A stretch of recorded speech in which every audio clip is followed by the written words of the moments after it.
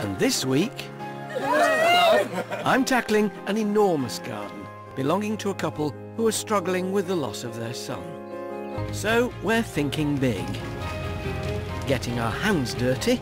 We've got our work cut out here, haven't we, really? And our feet wet. Whoa! To give them a garden where they can remember the past and look forward to the future. Oh, it's something that we wanted to do, wasn't it? Yeah. Up your eyes. Welcome to Love Your Garden. But I'm really on the lookout for a more contemporary shape for our structure. And in nearby Winchester, I think I've found it.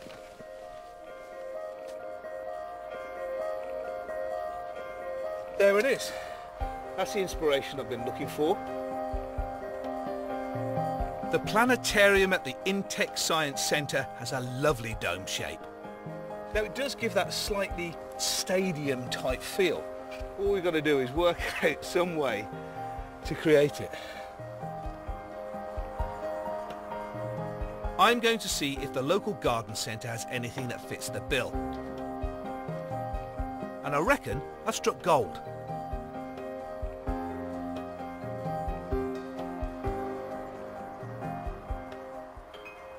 All in all, I think it's a pretty good fit. It's about the right size. It's in proportion to the garden, and I think it'll fit a part of the band nice and cosily inside.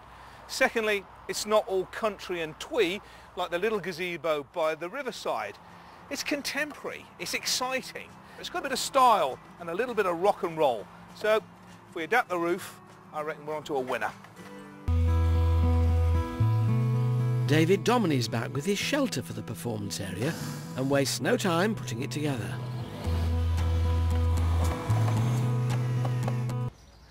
Righto, let's get this over there.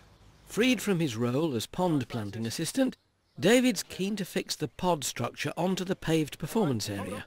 I'll end up in the pond again. I haven't got my waders on this time. Let me get... But he's hit a problem.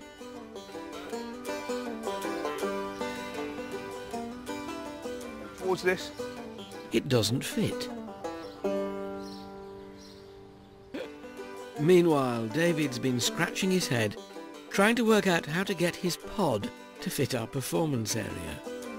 Okay, one of the things that we really want to do is to make sure that this centrepiece here is exactly over the centrepiece in the paving, so it keeps everything into scale. Now, the deck here that we've got, we're actually going to have to put these uprights actually on the top, so we can cut them to make sure everything's level.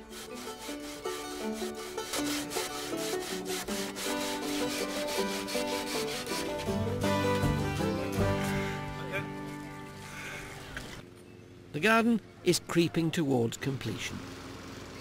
Having found a place for the pod, David's giving it a natural roof of climbing jasmine.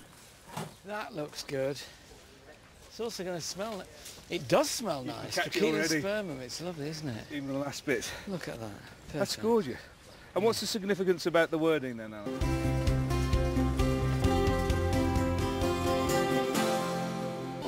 The huge space has been carved into different areas to break up the expanse of lawn. Create foreground interest. Filled with Katie's hydrangea, sit beneath a softwood arbour planted with climbing jasmine. It's cosy enough for two and big enough for a string quartet. There's even a grass amphitheatre for the audience. For more information, this is one of the biggest and hardest gardens I've ever built. But for a family who've coped so bravely with tragedy, it's been worth it. There's another area, because this can be sitting, and then... Oh, Alan, that is beautiful. That is absolutely... Well, this was not only the hardest Love Your Garden in terms of size, it was perhaps the hardest garden emotionally as well, but it seems to have worked its magic, proving that a garden can be a great healer. Until the next time, love your garden.